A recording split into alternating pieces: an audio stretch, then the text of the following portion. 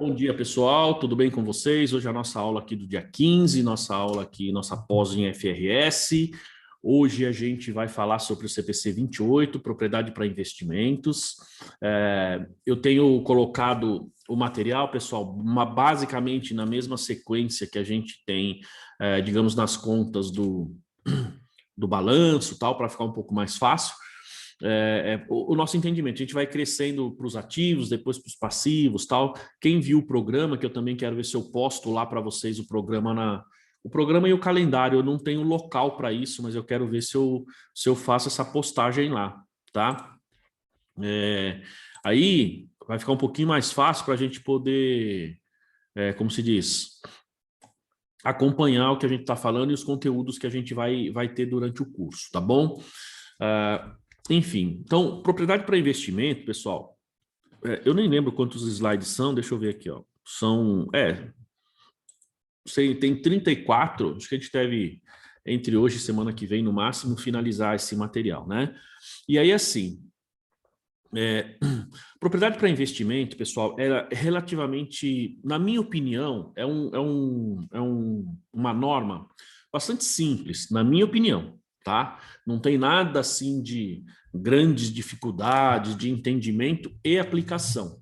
Mas por incrível que pareça, tem aí um pessoal que fica polemizando direto com relação a essa norma, tá? Essa semana, eu não sei se alguém participou, se alguém viu, teve toda quinta-feira, pessoal, o Sindiconte, né? Gosto muito do pessoal lá, o Claudinei, meu amigo, já fui conselheiro lá. O Sindiconte, eles têm lá segunda-feira, terça-feira eles têm uma discussão sobre impostos, tributos, acho que quarta-feira é geral e quinta-feira é de FRS, balanços e tal. Essa semana teve eu fui convidado, eu participei, não sei se alguém acompanhou, eu participei da mesa lá com o pessoal, né? E aí o pessoal acompanha pelo YouTube. E o tema era Balanços Macabros, tá? O nome, ó, Balanços Macabros. Tem um site de dois professores, né? Dos professores da PUC, o professor Ricardino e o professor Alexandre Gonzalez, se não me engano. Eles pegam esses balanços macabros aí, que são publicados, tá, pessoal? São balanços publicados, então aqui também vale aí depois quem quiser fazer a consulta. E aí eles vão fazendo comentários sobre esses balanços, né? Assim, tinha cada coisa absurda que os caras mostraram lá. Gente que faz publicação, empresa de capital. Ele falou que tinha uma de capital aberto, mas capital fechado, limitada, faz publicação, apresenta balanço. Fora de brincadeira, pessoal, cada absurdo que a gente nem acredita que tem. Bom, e no meio lá então vale a pena lá pesquisar no Google, né, balanços macabros, que eles colocam o balanço, eles não divulgam a empresa, mas eles colocam o erro e fazem o comentário do erro, tá bem interessante. Bom, e aí surgiu lá uma das perguntas, de novo uma discussão sobre propriedade para investimento, tá? Gente, propriedade para investimento, vocês sabem o que é? Alguém aí sabe o que é? Não sabe? Nunca ouviu falar? Alguém aí nunca ouviu falar?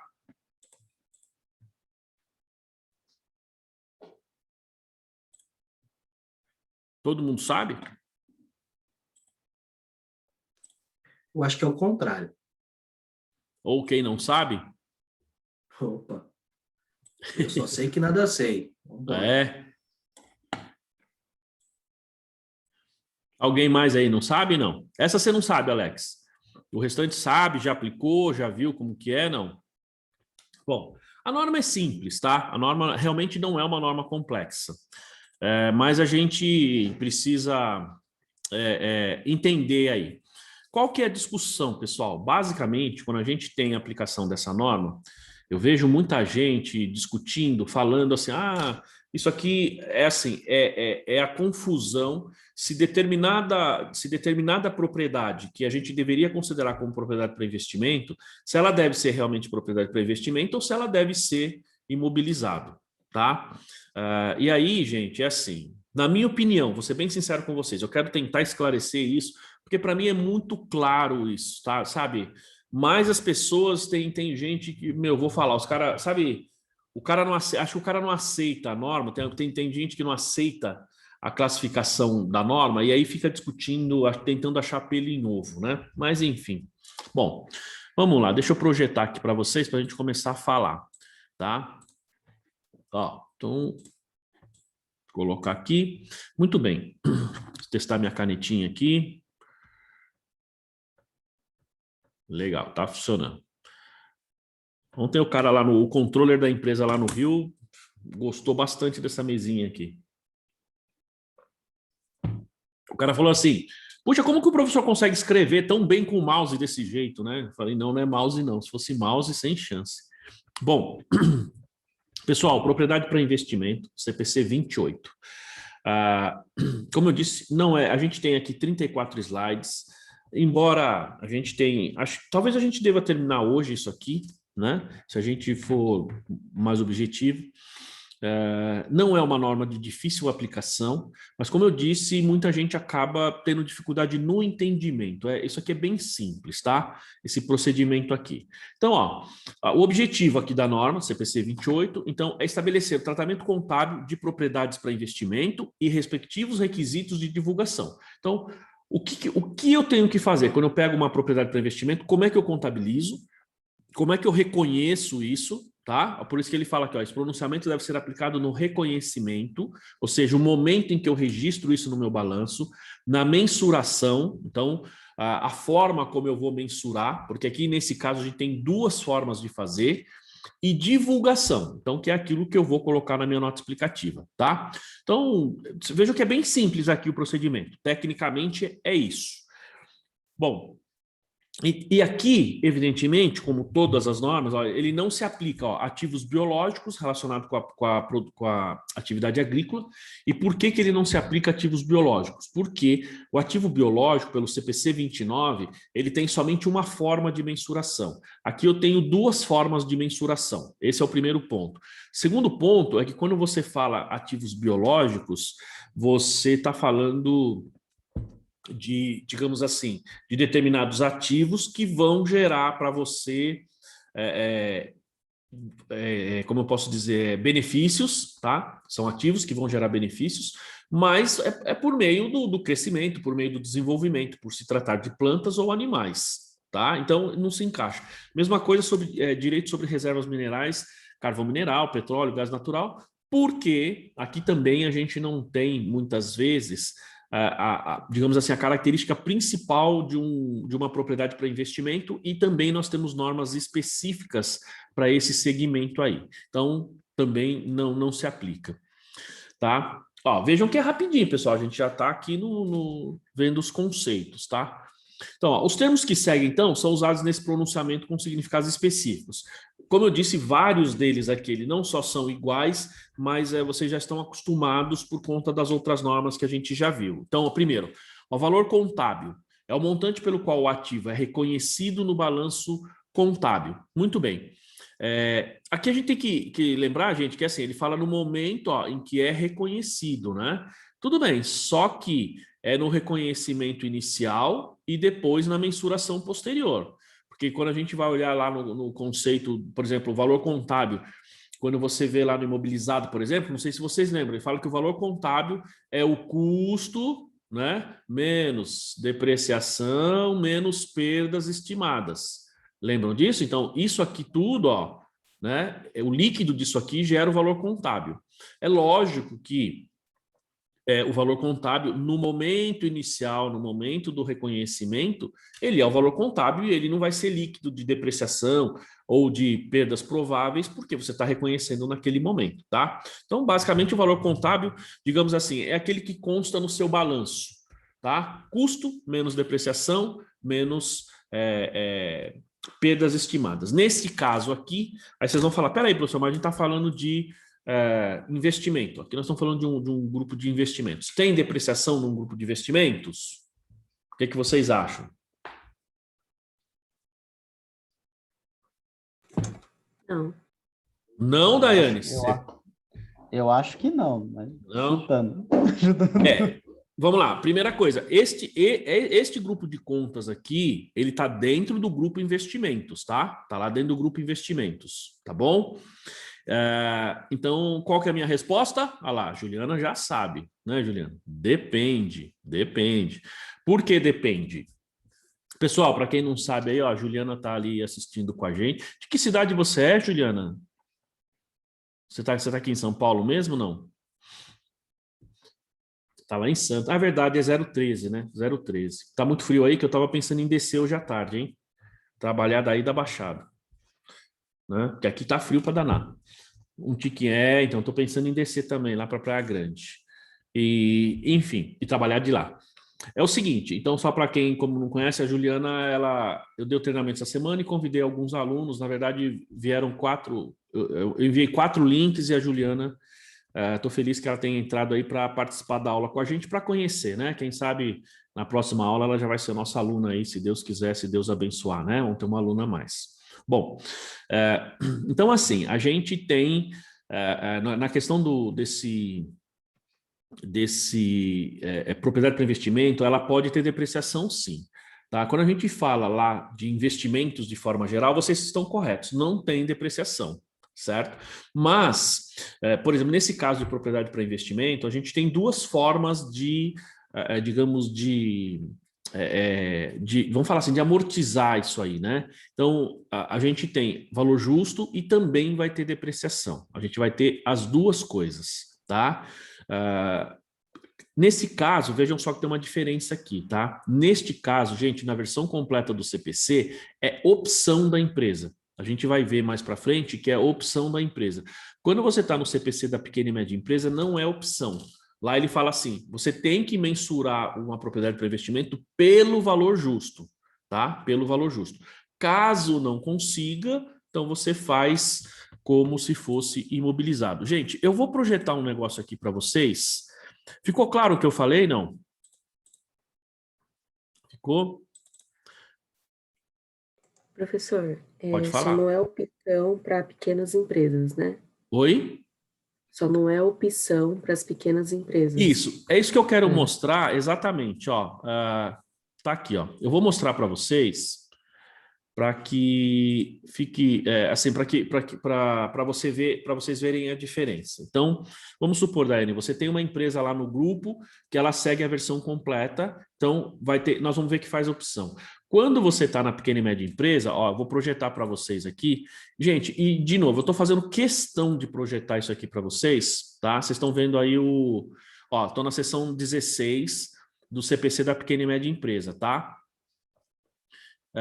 Olha só, vamos lá, eu estou projetando por 2 motivos. Primeiro, para reforçar e para mostrar para vocês o que eu estou falando, tá? E segundo, pessoal, para vocês não cometerem um erro de interpretação de língua portuguesa, como aconteceu na quinta-feira lá no grupo. Claro, não estou querendo acusar nenhum professor lá, mas o professor não, porque você tem que fazer como tal. Não é bem assim. Aí depois eu até comentei, falei, olha, essa palavra tem um outro sentido, professor, desculpa, mas essa palavra tem um sentido diferente. A interpretação não está muito correta, né? Não falei desse jeito, mas foi o que eu quis dizer. Vamos lá. Então, ó, veja o que diz o CPC da pequena e média empresa com relação à propriedade para investimento. Ó, seção 16, item 16.1. Então, essa seção aplica-se à contabilização de investimentos em terrenos ou edificações que estejam com a definição de propriedade para investimento no item 16.2, tá? Que esse conceito é o que a gente vai ver aí. Eu falo aqui, e de algumas participações imobiliárias por parte do arrendatário, do arrendamento mercantil e tal, quando se tratado como apenas a propriedade para investimento, cujo valor justo possa ser avaliado de forma confiável, sem custo ou esforço excessivo, de forma contínua, é contabilizada de acordo com esta seção pelo valor justo por meio do resultado. Tá? Ó, é contabilizada de acordo com esta seção, né, com valor justo por meio do resultado. Ó. Todas as demais propriedades para investimento são contabilizadas como ativo imobilizado, utilizando o método do custo menos a depreciação. Então, aqui veja, ele fala assim, todas usam valor justo. As demais, aqui muito cuidado, pessoal. Ó, o que o professor falou, não sei se ficou claro o que está escrito ali, mas o professor lá falou o seguinte, e eu não concordo, e aí estou colocando aqui para vocês. Ele falou assim, quando você tem uma propriedade para investimento, né? O que você tem que fazer? Se você tem o valor justo, perfeito. Se você consegue medir o valor justo, beleza. Se você não tem o valor justo, tá? O que você faz? Você vai pegar e vai lançar lá dentro do imobilizado. Desculpa, pessoal, que meu telefone tocou aqui, eu desliguei aqui, me desconcentrou um pouquinho. Eu tirei o som aqui. Então, assim, você tem propriedade para investimento, você utiliza o método do valor justo para mensuração que a gente vai ver. Aí ele fala, quando você não consegue medir o valor justo, eu queria que vocês falassem para mim o que vocês entendem aqui, ó. Todas as demais propriedades são contabilizadas como ativo imobilizado utilizando o método do custo menos a depreciação e permanecem dentro da abrangência da seção 17. Vocês entendem aqui, ó. Na verdade, ele falou assim, ó, se você não consegue, se é uma propriedade para investimento, mas você não consegue medir o valor justo, então você tem que lançar dentro do imobilizado. Eu, particularmente, não entendo isso. Eu entendo assim, ó. É contabilizado de acordo com esta seção. Todas as demais propriedades para investimento são contabilizadas como e não no ativo imobilizado. Ele fala como ativo imobilizado, como se fosse ativo imobilizado, né? Utilizando tal, ó, e permanecem dentro da abrangência do CPC 17. Tá? Ou seja, você vai seguir os procedimentos do CPC 17, desculpa, da seção 17. A seção 17, pessoal, só para mostrar para vocês, ó, é imobilizado, tá? Ó, seção 17 é imobilizado, tá? Enfim. Então, mas eu não entendo que a gente tenha que registrar dentro do imobilizado. Eu sigo os procedimentos do CPC 17, ou seja, da seção 17, ou no nosso caso do CPC 27, mas continuo registrando como propriedade para investimento, tá? Não sei, pelo menos esse é o meu entendimento. E o professor lá falou assim, não, você tem que lançar lá dentro do imobilizado. Eu, basicamente, não vejo dessa maneira. O que ele está dizendo ali é que dentro da seção do investimento, como imobilizado, eu vou ter uma depreciação abaixo. Isso. Tem um reconhecimento do investimento e abaixo uma amortização ou depreciação. Nesse caso seria depreciação. Mas, Alex, você entende que isso, pelo que você leu ali, se quiser, eu projeto... Não, eu estou falando da seção, que está falando da seção 16 ali. Isso. Eu comecei a ler lá de cima, 16.1, 16.3, que ele está abrangendo ali, está falando de edificações, terrenos e os outros imobilizados. Ele está dando um exemplo, entendi, como pela parte do exemplo, como para você ter uma referência que é o imobilizado. Isso. Então, justamente o que eu entendo é assim, eu estou falando isso porque senão a gente pode entender, digamos assim, a mesma coisa nesse CPC aqui. Então, o que eu entendi, é que, e eu falo isso porque eu tinha mexido com isso na mesma semana, cara, na semana que teve aí, essa semana eu mexi com essa norma e vi esse ponto. Então, é assim, o que eu entendo, você, aqui no CPC 28, que nós vamos ver, eu tenho a opção, tá? Agora, a pergunta é, se eu vou optar e registrar como se fosse, por exemplo, imobilizado, eu registro no imobilizado ou mantenho dentro da propriedade para investimento? O meu entendimento é que a gente mantém dentro da propriedade para investimento e eu sigo e eu faço como se fosse o imobilizado, mas não registro no imobilizado. Este é o meu entendimento, pelo menos é assim que eu entendi, né? Mas tudo bem, vamos avançar um pouquinho, tá? Professor, tanto é que assim, se ele não vai me gerar um benefício na operação, ele não é um imobilizado, né? Então, esse Alex, é justamente o que muita gente, aí até falando dessa norma, não é nem da pequena e média empresa, muita gente não entende. Cara, é uma coisa impressionante, né? Toda vez lá no Sindiconte o pessoal discute isso.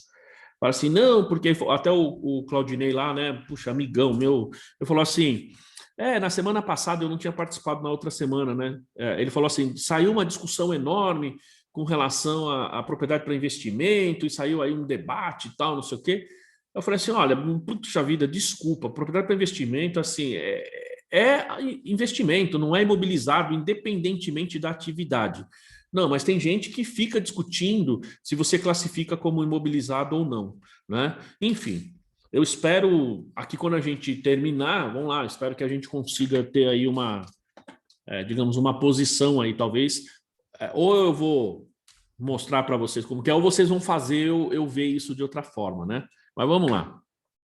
Bom, voltando. Então, né, só reforçando. Então, veja que ele fala, ó, é contabilizado de acordo com esta seção, todas as demais propriedades são contabilizadas como imobilizado. Eu entendo que esse como ele não quer dizer que é lá no imobilizado. Ele fala, eu vou registrar como imobilizado, né? Como diz no CPC 27, né? Mas eu entendo que ele tem que ficar dentro da propriedade para investimento. Mas tudo bem, vamos lá. Seguindo aqui os nossos slides, ó. Então, isso aqui é um ponto, é o valor contábil, é o montante pelo qual o ativo é reconhecido. E o custo, gente, aqui esse custo, ele vale para imobilizado, vale para intangível, estoque, qualquer um, é a mesma coisa, ó. Então, o custo é o montante de caixa, o equivalente de caixa pago, ou o valor justo de outra contraprestação. De novo, pessoal, só para reforçar, o valor justo de outra contraprestação dada para adquirir o ativo, muitas vezes, eu criei um passivo, por exemplo, eu financiei, então ali você tem o valor justo, a gente registra o passivo pelo valor justo, que é o valor que você, na verdade, recebeu em termos de, vamos falar assim, é o ativo que você recebeu em troca da dívida, né? Então, essa é uma situação, ou muitas vezes quando você recebeu aí por meio de doação ou qualquer coisa do tipo, tá? Para adquirir um ativo no momento da aquisição ou construção. Então, vejam que é aquisição ou construção. Quem falou comigo essa semana foi a da... foi o Marcelo, tá? Vocês lembram do Marcelo? Para quem não conhece, o Marcelo, nosso aluno aí da primeira turma, ele falou comigo justamente sobre um procedimento parecido. Ele me ligou essa semana aí. Essa semana tive duas consultas, né? Uma da Daiane e uma do Marcelo aí, né? Eu fico feliz quando eu tenho essas consultas, tá, pessoal? E uma das consultas foi justamente falando sobre esse procedimento aqui, na verdade, esse reconhecimento do custo, como ele fala aqui, né? Então, o custo na aquisição ou na construção.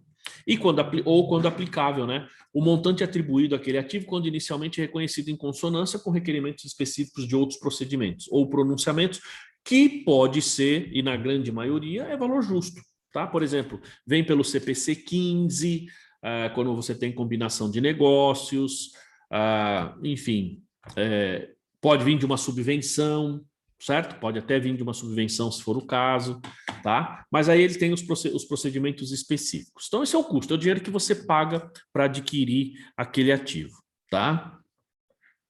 Valor justo, pessoal. Pode reparar que toda vez a gente tem o conceito de valor justo, e ele fala assim, tanto é, gente, que a gente não viu aqui ainda o CPC 46, tá certo? A gente não viu ainda, né? Mas se vocês olharem no cronograma que eu mostrei para vocês semana passada, eu coloquei o conceito de valor justo no início, nos conceitos iniciais. Por quê? Porque todas as normas, elas tratam de valor justo. Então, ele sempre dá o conceito de valor justo. Então, por exemplo, até eu vou fazer o seguinte, terminando, eu vou mudar a nossa ordem aqui. Quando a gente terminar esse tópico, o próximo tópico eu vou falar de valor justo, tá? Alguém aí já viu aqui o valor justo? Não me lembro se alguns dos alunos já viram ou não, né? Eu vou efetivamente, no próximo, tudo bem, gente? Vou dar o CPC do valor justo, CPC 46. Porque assim, toda vez que ele fala valor justo, a gente já sabe o que é, não só o conceito, mas já sabe como é que tem que considerar tudo isso, né? Não sei se alguém... Acho que a nossa turma já teve, professor. Eu acho que eu comecei com essa aula. Começou com... Eu e a Daiane já vimos. Sim. Uhum. Tá. Então... Eu entrei em estoques, né? Então acho que eu não vi. Eu entrei depois, não. né? O Regis com certeza não viu, né? Mas tá bom, vamos ver como é que a gente faz aí, né? Mas é importante você ter o conceito, né? Como a Daiane falou, a Lilian, porque você vê que o valor justo, a gente fala aqui, ó, é o preço que seria recebido pela venda de um ativo, seria pago pela transferência do passivo, em transação não forçada, entre participantes do mercado na data da mensuração. Mas tem muito mais que isso, né, Daiane, né, Lilian? Tem muito mais do que realmente a gente falar só esse conceito.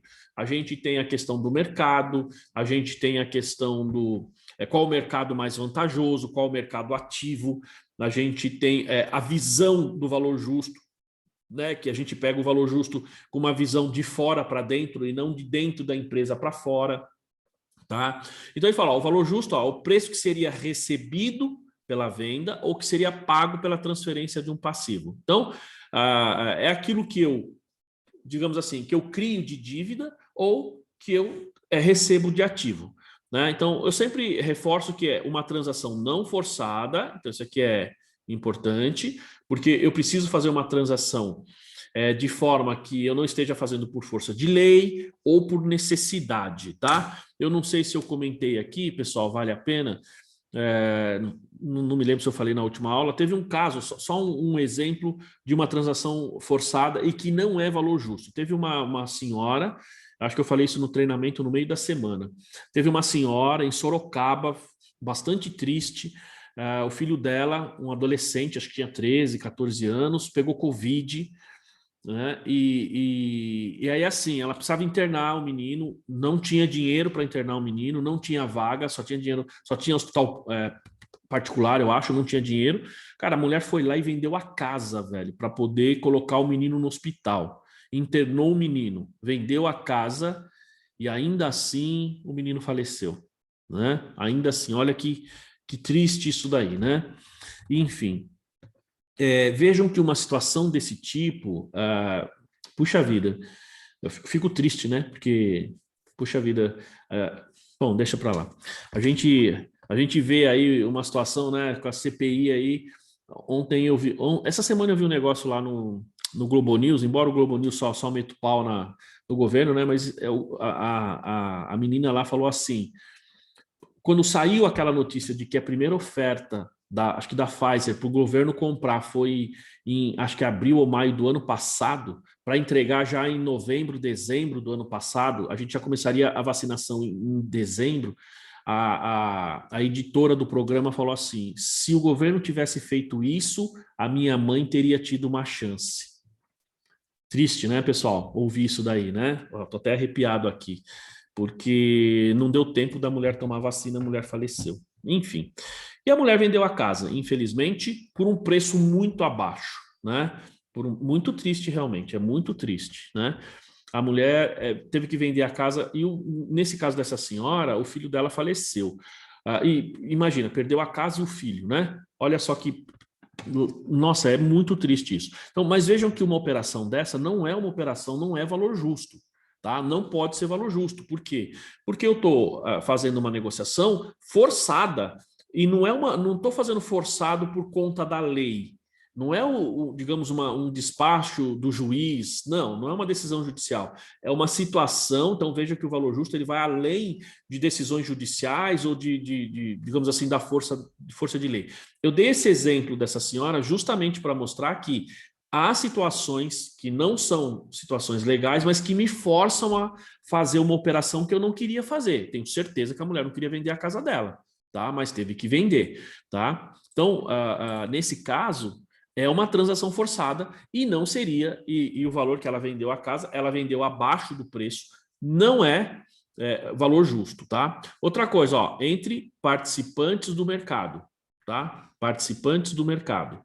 Então, aqui também a gente já falou, já dei vários exemplos. Precisa ser gente que conhece aquilo que está sendo negociado, tá? Eu lembro que na última vez que eu fiz esse comentário aqui, eu usei como exemplo a Daiane, né? A gente falou da bicicleta, do marido dela lá, né?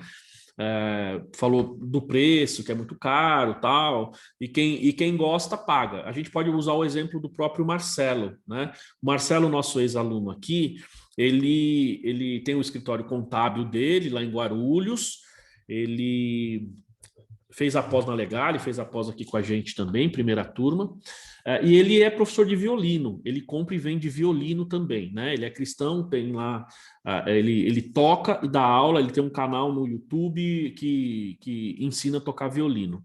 E ele vende violino, e a gente já falou várias vezes, por exemplo, a minha esposa está aprendendo a tocar violino, né? Ela começou há um tempo atrás, está indo super bem, inclusive, fico muito feliz, está fazendo aula de violino, é super difícil. A gente vai fazer um dueto, né? Eu no piano e ela no violino. Você toca, Juliana? Que legal, que legal. Ela está aprendendo, ela está estudando, começou no meio do ano aí. Ah, legal, parabéns, parabéns. Teclado eu toco um pouquinho, né? Mas sou muito fraquinho. Por quê? Porque eu não me dedico, acabo não conseguindo me dedicar muito, né? Eu tenho um piano lá em casa, um piano elétrico, tal, violão, gaita, enfim. E assim, e aí a gente comentou essa questão do valor justo, a questão de um violino. Vamos lá, a Juliana que toca violino. Juliana, qual é, vou falar assim, a marca de violino mais cara que você conhece? Ó, o da minha esposa, pessoal, eu paguei 700 e poucos reais, ainda que eu achei um lugar bom para comprar. Puxa, esqueci a marca do violino, né? Um violino bastante comum aí para quem está começando. É o Stradivarius, né? Já ouviram falar, pessoal, do Stradivarius? O violino Stradivarius, acho que é o Eagle, exatamente, é o Eagle, isso mesmo, né? O Stradivarius custa milhões, pessoal, tá? Um violino Stradivarius custa milhões. E à medida que vai ficando, por exemplo, por que um Stradivarius é tão caro, tá? Pelo seguinte, primeiro, Stradivarius é o nome do cidadão que fazia os violinos. Então a gente chama violino Stradivarius porque era ele quem fazia. Primeiro, a madeira é muito boa, o som, então é um violino que, por exemplo, ele o braço não dá problema, a sonoridade, o tipo de madeira, a qualidade, então tudo isso faz uma diferença enorme. Aí você pega aí o Regilson, que o negócio dele é tocar pandeiro, meu, você acha que ele está preocupado se o violino, não sei o quê, tá nem aí, porque o negócio dele é outro. Meu negócio é videogame. Aí, ó, tá vendo? Então, por exemplo, para o Regilson, ele tá pouco se lixando, né, Regilson? A madeira, tal, né? Eu fiquei feliz ontem, pessoal, ontem, porque o meu primo mandou uma mensagem para mim, meu primo mora em Ubatuba. Ele falou assim: poxa, Maurício, tudo bem e tal. Ele falou: cara, você lembra aquela guitarra que você fez? Eu já fiz 2 guitarras, hein? Já fiz 2 guitarras. Ele falou: você lembra aquela guitarra que você fez? Meu, faz muito tempo, pessoal. Eu tinha 16 anos quando eu fiz, 17, eu tô com 51. Ele falou assim, eu falei: lembro. Ele falou: então, cara, aquela guitarra lá, o fulano que comprou aqui em Ubatuba tem até hoje. Ele chama ela de Jennifer e toca com ela. Eu falei: opa, sério? Falou: sério, cara, eu nem lembrava mais disso. Eu falei: mãe, manda uma foto, né? Veja, vai ser igual um Stradivarius, essa guitarra vai custar milhões logo aí, né? Enfim, mas assim, quem que dá valor para isso? É aquela pessoa que entende do negócio, né? É aquela pessoa que sabe o que significa. Então, você pagar milhões aí num violino, ou milhões aí, por exemplo, o Regilson, por exemplo, ele tem. A gente olha aquelas cadeiras de gamers, tá? Minha cadeira é grande aqui também, não é exatamente igual a de gamers aí, mas o pessoal paga 1.500, 2, 3 mil reais numa cadeira, não é, Regilson? Aí Exatamente. Essas coisas aí, acessório não, mas o videogame em si, é que agora, depois que eu tive filho, né, vendi, né, mas eu tinha todos, né, mas eu vou comprar o Play 5 aí, esse ano então, ainda. agora você está entendendo das fraldas, tá certo? Da Pampers, da Exatamente. fralda, se ela é se ela tem aquele selinho para você jogar a fralda fora, se ela é de shortinho, se ela não é de shortinho, não é assim? Né? Isso é normal, pessoal, isso é natural. Eu também entendo um pouco de fralda agora, de leite, de um monte de coisa. Mas a gente vai dando o valor para as coisas em determinados momentos. E aí, a gente, quando pensa de valor justo, é justamente isso aqui: você é participante do mercado. Hoje, o Regilson é participante do mercado de fralda. Né? De fralda. E às vezes. Sócio, né? Oi? Quase sócio, né? De tanto É verdade, é verdade. E olha que demora um pouquinho para sair das fraldas, viu? E outra, e aí na data da mensuração. Então, para valor justo, a data da mensuração é importante, é fundamental. Por quê? Porque sempre que a gente for testar essa mensuração do valor justo, eu preciso ter uma data base para isso. Tá? Tá claro até aí, pessoal? Agora nós vamos ver o conceito aqui de propriedade para investimento. Tudo bem? E aí a pergunta, pessoal, que eu fiz no começo, eu vou reforçar. Quem aqui já contabilizou, ou melhor, quem nunca ouviu falar dessa norma? O Alex tinha comentado que não. Quem mais aí? Da norma em si, não, mas eu já contabilizei, não sei se é o caso, né? Investimento em controladas, enfim. Não é o Participações em caso outras empresas. não é o caso desta norma. Ah, tá. Então Esta não. norma não trata disso. É investimento também, tá? Não é assim, é investimento também. Você não tá de todo errado. É investimento também, mas aqui é um investimento diferente, é diferenciado. tá? Alguém mais? Ó, aqui, gente, e é bem possível e talvez provável que vocês tenham essa operação nas empresas de vocês, tá? Olha só, então o que é uma propriedade para investimento? Gente, propriedade para investimento é a propriedade, e aí, pessoal, tá aqui, ó. Quando ele fala propriedade, nós estamos falando de terreno ou edifício. Estamos falando dessas duas coisas aqui, só. Ou parte, né? Ou parte do edifício.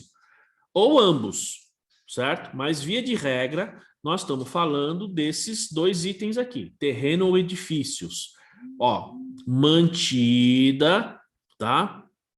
Pelo proprietário ou pelo arrendatário para auferir aluguel ou valorização do capital ou para ambas. Então, quando você tem, gente, vamos lá, terreno ou edifício e somente esses dois itens, terrenos ou edifícios. Se você tem um item desse tipo que você deixa para valorização de capital, ou seja, para valorizar e você vender, ou você deixa para locação, não é imobilizado, é propriedade para investimento, tá? Então vamos pegar aqui a Juliana, por exemplo. A Juliana mora lá na Baixada, tá? Aí, o que ela faz? Ela compra um terreno, sei lá em Santos ou num lugar lá que ninguém quer saber, tá? Terreno, tô falando isso, tem muito isso na praia, né? Às vezes a gente compra um terreno na praia e deixa lá o terreno, esquece, vai uma vez por ano lá, a gente só vai pagando IPTU. Muito bem, por que às vezes a gente faz isso? Ou várias pessoas fazem isso. Primeiro, normalmente a pessoa tem o sonho de construir naquele lugar, né? E segundo, tem gente que já faz já pensando na valorização. Então, ó, eu comprei um terreno, eu vou deixar ele lá parado, eu não vou fazer nada nele, tá? Só tenho que fazer a manutenção lá, coisa da prefeitura, para não crescer mato, às vezes tem que colocar o muro em volta, né? Mas não vou construir nada. Muito bem, vou deixar ele para valorizar, daqui 5, 10 anos eu vendo. Então, isso é bastante comum as pessoas fazerem. Feito isso, isto não é imobilizado. Isto é propriedade para investimento, certo? E alguém tem aí imóveis ou cliente que aluga imóvel ou não? Alguém tem? Seja na carteira ou na empresa na qual trabalha? Aluguel não, mas coincidência, ontem eu analisei um balancete que tem lá que ele comprou para esse caso aí, para deixar valorizando, né? E tá registrado Adivinha, Gilson? adivinha onde é que tá, né? Mobilizado. No imobilizado. Então. Aí você já vai ganhar. Então, mas esse é um cliente seu? Ah, não. Cliente nosso. Fechou. Segunda-feira você já vai chegar e já vai ganhar ponto. Fala, ó, chefia, tá aqui, ó, isso aqui tá classificado errado. Ó. Fala assim, ó, esse final de semana eu estudei aí e tal. Eu vou meter a mala. Vou falar. Ó, já vai dar uma carteirada. Fala, ó, isso aqui tem que mudar, tá errado, né? E tá errado mesmo. Gente, e faz todo sentido. Nós vamos ver aí que vocês vão perceber que faz todo sentido. Alguém mais aí tem essa situação? A Daiane aí, a Lilian, até a Juliana também. O Alex aí, a Daiane, que estão juntos lá, tem várias empresas, não? Então, esse tipo de operação, pessoal, como eu disse, ó, então é quando a gente tem, então, terreno ou edifício para aluguel ou valorização. Veja que ele fala aqui, ó, e não para uso na produção ou fornecimento de bens ou serviços ou para finalidades administrativas ou venda no curso ordinário dos negócios. O item A, ele está falando de imobilizado. Se vocês olharem o conceito de imobilizado, se vocês olharem os slides lá atrás, ele vai falar assim, ó, então, imobilizado é um bem tangível que é utilizado na produção ou fornecimento de bens ou serviços ou para finalidades administrativas. Esse item A é exatamente o conceito lá do CPC 27 de imobilizado. E ele também fala do B. B é, se você vai olhar o CPC 16, estoque, tá? Aí ele fala assim, então o que é um estoque? São bens, não sei o quê, para venda no curso ordinário dos negócios, né? Então, o item A nós estamos falando de imobilizado e o item B nós estamos falando de estoque. Então, itens que são para aluguel ou valorização são propriedades para investimento, tá? Gente, aqui, ó, aqui ele vai falar também, vai dar um outro conceito, mas deixa eu perguntar. Vocês perceberam que aqui no conceito ele não fala nada de atividade da empresa? Repararam nisso? Eu vou, não precisam responder agora se não quiserem, mas eu vou fazer essa pergunta um pouco mais para frente. Provavelmente depois do intervalo a gente vai avançar um pouco mais nos conceitos e eu vou fazer de novo essa pergunta para vocês, tá? Para vocês verem se vocês vão ver em algum lugar falando sobre atividade. A gente tem, então, dentro dos conceitos, a gente tem a propriedade para investimento e também tem a propriedade ocupada pelo proprietário, tá? Então, é a propriedade mantida pelo proprietário ou pelo arrendatário como ativo de direito de uso, tá? Aqui, ó. Então, por exemplo, é quando você tem, acho que preciso tirar esse, enfim, esqueci o nome do negócio aí agora.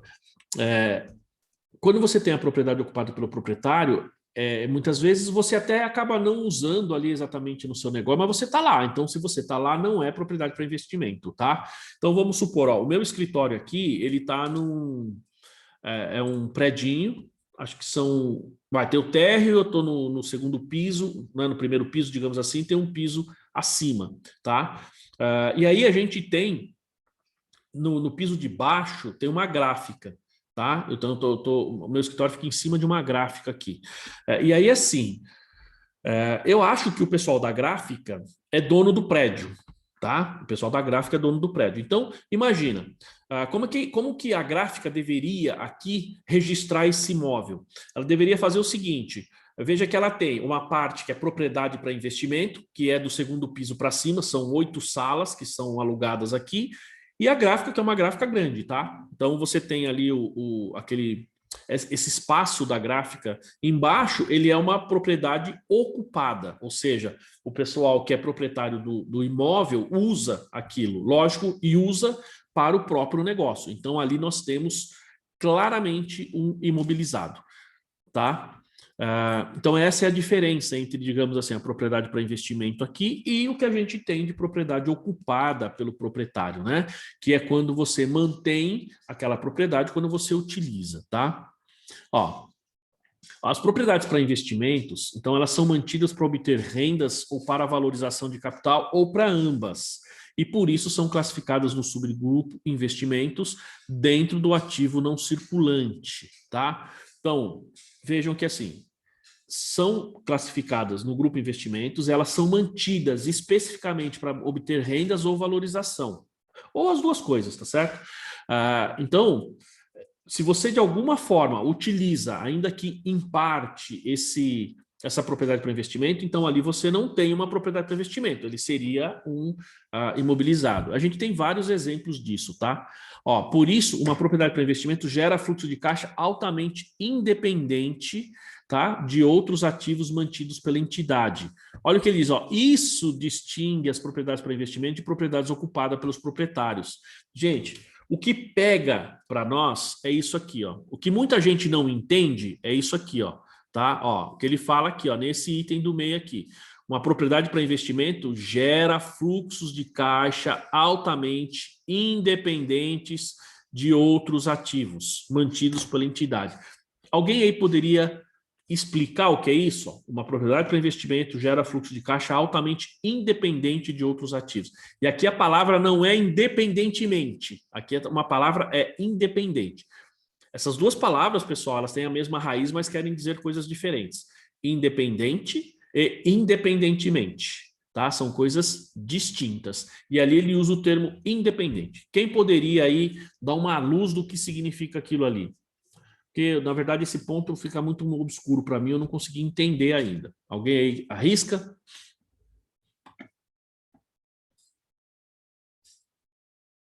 Ninguém aí? Renda passiva, né? Oi? Isso aí eu entendo como renda passiva. É um extra que um outro ativo gera para mim, que é diferente do que eu faço na minha operação. Justamente por isso que eu tenho um ativo para investimento. Entendi. Você falou uma renda passiva. Eu falei assim, eu entendi que ele gera um passivo. Eu falei assim, como assim? Aí, não, renda passiva. É algo que eu tenho aqui que é diferente da minha operação de fato. Eu vou lá, ele gera o recurso sem eu precisar estar me preocupando. Sem fazer nada. Como se fosse... como se fosse ações, né? Você no dia a dia é contador, porém você tem lá uma participação numa outra empresa que está gerando dividendos ou prejuízo às vezes. Exato. Vou fazer uma pergunta, Alex, complementando. O seu raciocínio está correto, está perfeito. Vou fazer uma pergunta aí para complementar, pessoal. Por que quando a gente tem, sei lá, a Localiza, como a gente já falou aqui, você pega lá, qual outra aí que tem aí, a Rent a Car, né, essas empresas de locação de veículos, ou, não sei se vocês conhecem aquela empresa que chama Casa do Construtor, por exemplo, e aí são itens um pouquinho diferentes. Eles alugam, né? Não sei, a Casa do Construtor, pessoal, eles alugam equipamentos para construção. Eu até acho que já comentei aqui que eu já aluguei lá uma britadeira uma vez e depois, outro dia eu aluguei uma enceradeira industrial. Não sei se eu já comentei aqui. E tem também, por exemplo, a Localiza, que aluga carro, aluga veículos. Veja, nós estamos falando de locação. Por que esses, e pergunto, esses itens, vamos lá, na Localiza, na Budget, na Rent a Car, tal, essas empresas, esses ativos, ou mesmo na casa do construtor, tal, veja, ele está alugando ativos, tá certo? Esses ativos seriam propriedade para investimento ou não? E se não, por que não? Essa pergunta é para complementar o que o Alex comentou. Quem se arrisca aí? Eu acho que não, porque faz parte da atividade deles. Faz parte da atividade? Bom, aí a gente poderia falar duas coisas, Daiane. Eu tenho uma empresa, por exemplo, de administração de bens próprios, eu tenho os bens e alugo. Ou eu tenho uma imobiliária que eu tenho bens e alugo. E aí? Não daria na mesma? Sim. Então, fala, Alex. Professor, mas a atividade da Localiza é alugar carro. O Isso. extra dela, uma atividade passiva, sei lá, é o seguro que ela vende do carro. Aquilo é uma atividade passiva, porque a atividade final dela é alugar o carro. Quando você compra ali um seguro, você está adicionando no caso deles ali, uma renda extra para eles. Então, mais que é um serviço, não é um ativo, né, no caso, mas é um serviço, ali vai gerar uma renda, a famosa renda extra, né? Isso, mas assim, a gente poderia pensar, então, por exemplo, até como a Daiane comentou, no caso de uma imobiliária, porque eu tenho lá, vamos supor, eu sou imobiliária, eu não estou falando dos bens do cliente, tá? Estou falando eu, imobiliária, eu tenho imóveis, ou a gente tem lá uma holding familiar que tem os bens e a gente aluga. Esse é o negócio deles, é a locação. E aí, como é que fica esses bens? Mas aí a atividade da imobiliária é a locação, se bem... E aí, então, seria imobilizado. Bem, aí pegou agora. Vamos separar. A imobiliária, ela é uma administradora? Porque se ela for administradora, não é bens dela, é bens de terceiros. Não, então, eu estou falando... Não, foi justamente o que eu disse. Assim, vamos pegar uma imobiliária, embora ela tenha os bens de terceiro, mas ela tem, muitas imobiliárias, ela tem os bens próprios e ela aluga. Né? Então, eu acho que se ela aluga... A Daiane está falando que seria propriedade para investimento, né?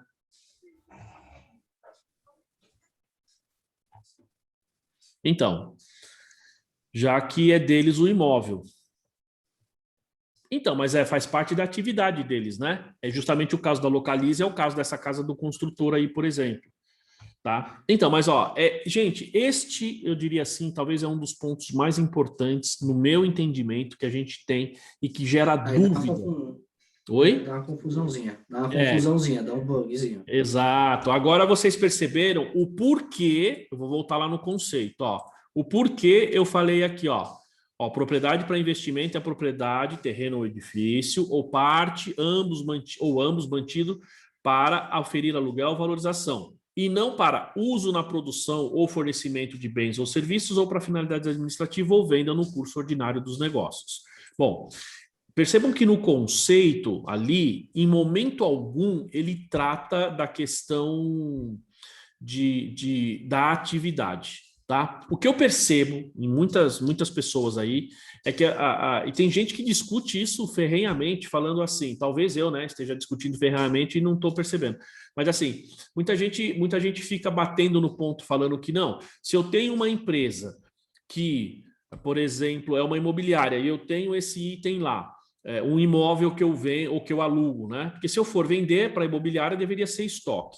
Agora, se eu tenho lá na imobiliária, ou aquela holding familiar, que tem todos os bens da família, que a finalidade é administrar a locação desses imóveis. Então, ali eu teria digamos, imobilizado, porque faz parte da minha atividade. Bom, primeiro ponto. Em nenhum momento, a gente viu aqui no conceito a questão de você... algum item relacionado com atividade, tá? Primeira coisa. Segundo, pessoal, quando a gente vem aqui, ó, uma propriedade para investimento gera fluxo de caixa altamente independente, tá? Independente significa que eu gero caixa sozinho. Esse termo independente é sozinho. Por exemplo, o Regilson aí, ele tem um bebê, né? Ou uma bebê, não sei se é um bebê ou uma bebê, mas ele tem um bebê lá na casa dele, tá certo? O bebê do Regilson, assim como o meu, né? Assim como o Thiago lá, o Titão, ele não é independente. Mas a gente tem que, independentemente, cuidar dele. Perceberam a diferença? Ou seja, independente é que ele é sozinho, é individual. Ele não é independente. Ele depende de terceiro. Agora, quando a gente fala independentemente, é assim, apesar de qualquer outra coisa, eu tenho que cuidar. Então, independentemente de qualquer atividade que eu tenho que cuidar do meu filho. Percebe? Então, quando ele usa o termo independente, significa que eu não preciso, como o Alex falou, fazer absolutamente nada que aquele ativo vai gerar benefício para mim. Eu não preciso fazer nada. Agora, uma localiza, o que ela precisa fazer para alugar o carro, para ter a locação do carro? Ela vai ter que manter o seguro, ela vai ter que... Assim, a pessoa tem que usar, é o uso constante por diversas pessoas diferentes, é que vão efetivamente gerar o benefício. Tá? Só que assim, quando eu tenho a alocação no veículo, eu tenho a minha parte administrativa trabalhando, eu tenho o meu financeiro trabalhando lá direto com isso, né? Eu tenho a questão do seguro que a gente tem que estar mexendo o tempo todo, a gente tem a questão das oficinas mecânicas ou da própria empresa que seja, porque eu tenho que fazer manutenção naquele veículo. Então veja que aquele veículo numa locadora, se você não fizer, digamos, propaganda, ou se ninguém usar, né? Ou ainda que você alugue, enfim, ele sozinho não gera benefício. E outro, o nome do CPC também é propriedade para investimento, né? Então a gente está falando de uma propriedade. Tudo bem, o veículo também é uma propriedade, certo? A gente tem a propriedade sobre ele, mas não é um imóvel, tá? Então quando você tem os imóveis, você aluga e esquece, meu. Enquanto tiver alugado, aquilo, você fala, mas quando o cara sair eu tenho que fazer manutenção. Sim, mas é diferente de um veículo, por exemplo, que você tem que fazer manutenção constante, né? Você tem que correr atrás para que as pessoas aluguem. O imóvel não, se alugou uma vez, acabou. Ele, como o Alex falou, ele vai gerar uma renda passiva.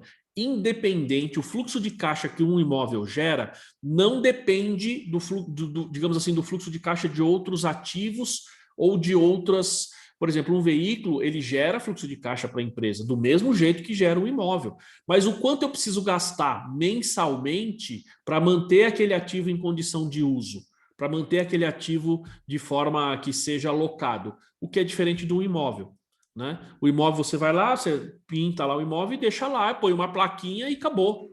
Certo? Professor, agora ficou claro por que ele pode ser depreciado. Então, porque aí você Porque tem... depende da atividade que você vai estar utilizando ele, né? Não, então... Não, mas se você utilizar ele, Alex, aí ele é imobilizado. Não, digo assim, como que vai estar utilizando talvez seja a palavra correta, mas a destinação dele para se gerar renda. Ou que tipo de investimento você vai estar alocando, ele então vai ter uma vida útil definida, então mais ou menos como fala o CPC 27 ali. Veja que, exatamente, veja que a diferença aqui é que ele vai falar assim, olha, Preferencialmente seria valor justo. Você não vai depreciar, preferencialmente, tá? Se você não consegue medir o valor justo, aí você deprecia, né? Mas para fins de propriedade para investimento, para mim, pelo menos, faz muito sentido você usar o valor justo. Por que que faz todo sentido? Porque, por exemplo, um imóvel, quando você usa, embora o uso seja muito longo, pessoal, aí pela Receita Federal a tabela de depreciação é 25 anos, você usa um imóvel muito mais tempo do que isso, veja, quando começa a passar de 25, 30, 40 anos, o valor da depreciação é tão pequeno, embora, a não ser que o valor do imóvel seja astronômico, mas o valor normalmente acaba ficando pequeno e acaba ficando, digamos, a relação custo-benefício para você fazer aquela depreciação todo mês acaba ficando inviável. Então você tem uma vida, de alguma forma, um imóvel, você vai ter que ter, quando você usa, você vai ter que depreciar e ter que definir uma vida útil. Quando você tem ele para uma propriedade para investimento, que você está alugando ou gerando renda, você concorda que, em tese, você não tem uma vida útil definida? Por quê? Porque primeiro, não é você que está usando. Veja só, ele gera benefício independente, sozinho. Alguém usa e, por isso que na DVA, como nós já falamos aqui na DVA, quando eu alugo um bem, eu recebo, a gente recebe em transferência. Por quê? Porque eu tenho o ativo e a renda é gerada por um terceiro. Esta terceira pessoa usa, essa terceira pessoa gera benefício e ela me transfere esse valor. Um outro detalhe, se hoje, né, o que a gente faz? A gente tem que depreciar o outro imóvel lá, né? Quando a gente tem o contrato de aluguel, não é? Que a gente já, não sei se a gente já comentou ou não, mas assim, eu recebo um contrato de aluguel, eu preciso, em tese, depreciar isso daí, porque eu tenho direito de uso. Então, se eu locador deprecio, o locatário não poderia depreciar, concordam? Embora isso é indedutível para fins de imposto de renda, mas não pode ter duas pessoas depreciando. Então, o que me faz mais sentido é efetivamente a gente usar o valor justo. Então, primeira coisa que eu gostaria de saber, ficou claro, pessoal, que, primeiro, não é a atividade que faz com que você tenha, digamos, uma propriedade para investimento, é a característica, ele gera fluxo de caixa sozinho, sem fazer nada. No meu entendimento, é diferente de, por exemplo, uma máquina. Vamos pegar aqui a casa do construtor. Você pega uma britadeira. Cara, você usou uma britadeira uma vez, duas vezes, quando volta aquilo para você, o cara usa uma semana, 2, 3 dias. Quando eu usei 2 dias. Né? Peguei, tipo, uma segunda, na quarta-feira de manhã eu entreguei o equipamento, que era para destruir lá uma garagem, né? Você tinha um piso que tinha que tirar. Muito bem, fiz lá esse procedimento, devolvi o negócio. E aí, o que o cara faz? Simplesmente ele coloca para alugar novamente? Não, a gente tem a questão de prazo e outra. Ali o cara tem que limpar, tem que fazer manutenção, tem que arrumar para depois alugar. Então veja que ele sozinho não gera fluxo de caixa. Para gerar fluxo de caixa, alguém precisa estar usando. Porque se você pegar um carro lá na sua locadora, pegar um equipamento e deixar parado lá na sua empresa, ele não vai gerar caixa. O propriedade para investimento, mas não está alugado, não está gerando caixa, tudo bem, mas ele está gerando valorização de mercado. Mas pode ter perda? Pode. Ninguém quer ter perda, pode acontecer, tá? Mas você pode ter certeza que, digamos assim, a desvalorização, a perda maior vai ser nesses bens menores do que uma propriedade para investimento. Você pode até ter uma desvalorização, tá? Mas um veículo que você deixa parado e não aluga, com certeza a perda é maior. Né? Pelo menos na minha opinião. Ficou claro esse conceito, pessoal? Tá claro isso aí, não? Sim? Legal. Muito bem. Então, isso distingue então essa propriedade de investimento de propriedade ocupada pelos proprietários, tá? A produção ou fornecimento de bens ou serviços, ou o uso dos proprietários para finalidades administrativas, gera fluxo de caixa que são atribuíveis não apenas às propriedades, mas também a outros ativos usados no processo de produção ou de fornecimento. Certo? Então, vamos supor, eu tenho aqui um imóvel. Tá? O imóvel é meu. Como que ele gera? A gente já falou isso. Por exemplo, neste momento, eu estou aqui, a gente está tendo essa aula aqui. Eu estou usando uma mesa, uma cadeira, certo? Tem um computador, tem um microfone, tem uma televisão na minha frente, tem uma câmera, tem aqui armário, tem energia elétrica, tem um monte de coisa aqui, né? Tem um monte de coisa.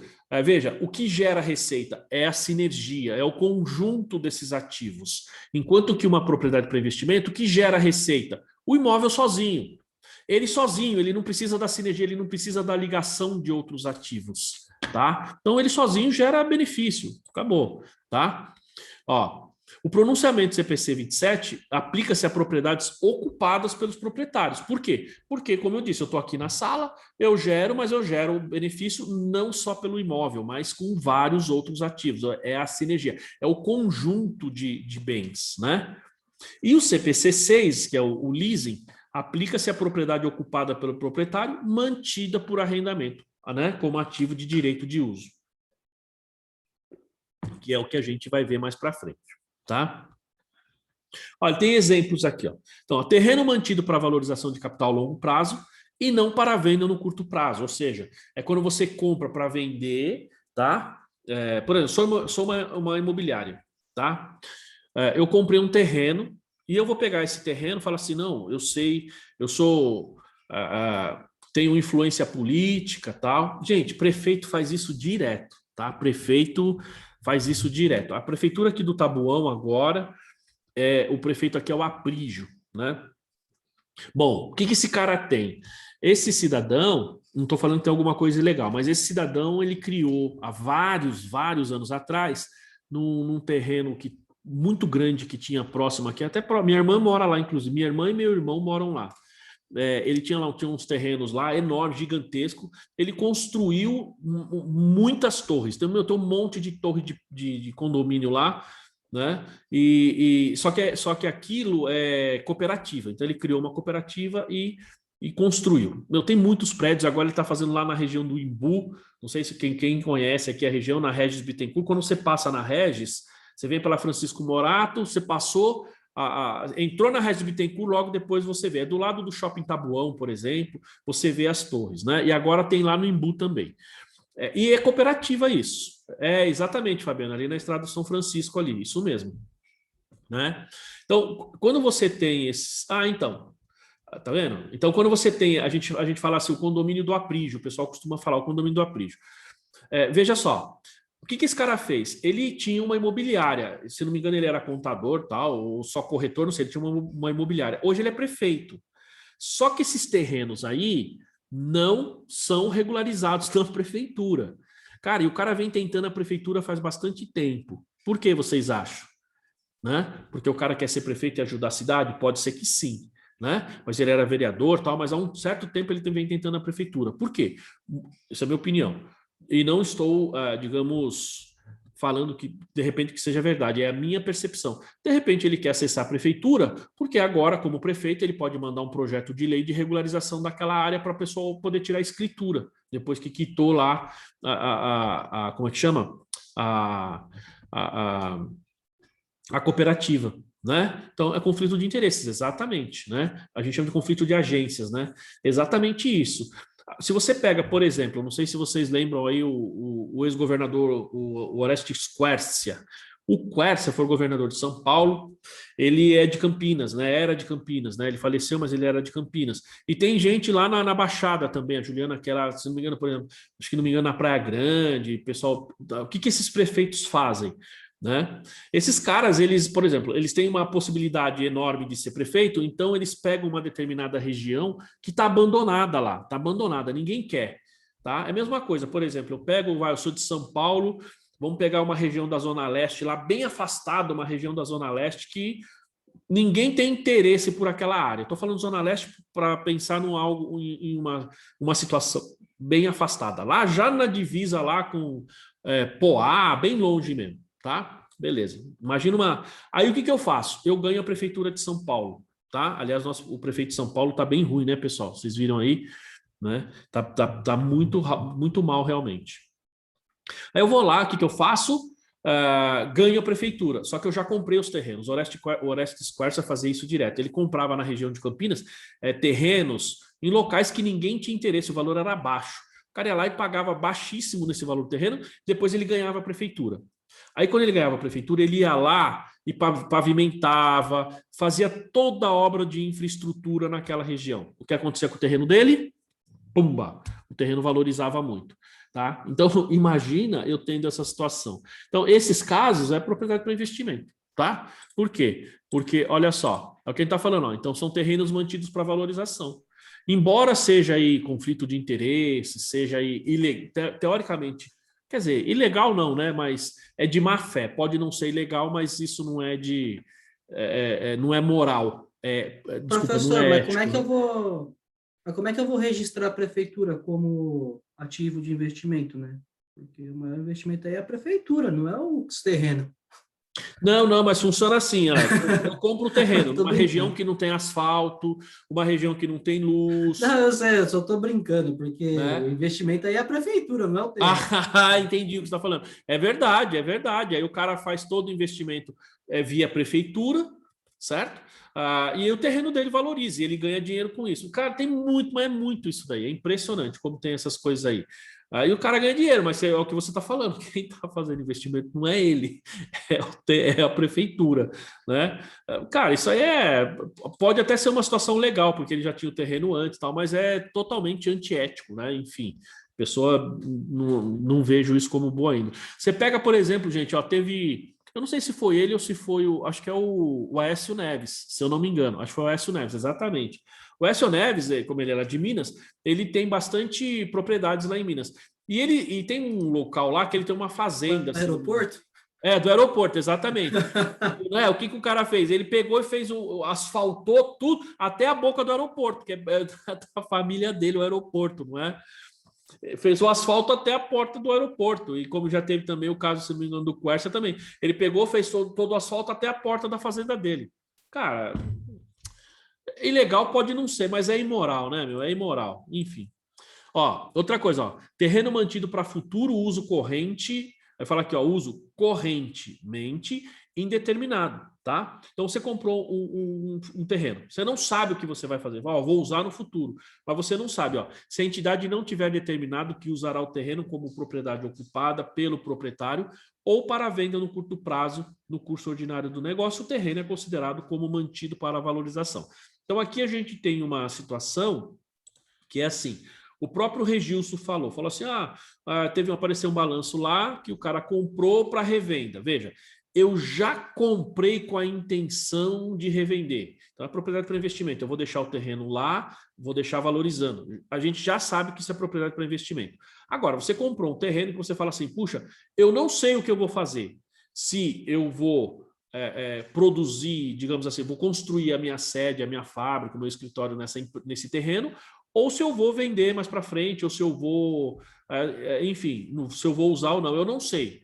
Então, enquanto você não tem essa decisão, se você já compra, digamos assim, de forma sem ter a certeza, você deixa como propriedade para investimento. No momento que você fala, não, decidimos, vamos construir, ele passa a ser imobilizado, você tem que fazer essa reclassificação, tá? É esse o processo, esse é o exemplo que ele está dando aqui, tá? Bom, então, edifício que seja propriedade da entidade ou mantido pela entidade em arrendamento financeiro que seja arrendado sob um ou mais arrendamentos operacionais. Então, se você tem uma construção, um edifício, pessoal, não é só prédio. Às vezes, edifício a gente pensa em prédio, mas não.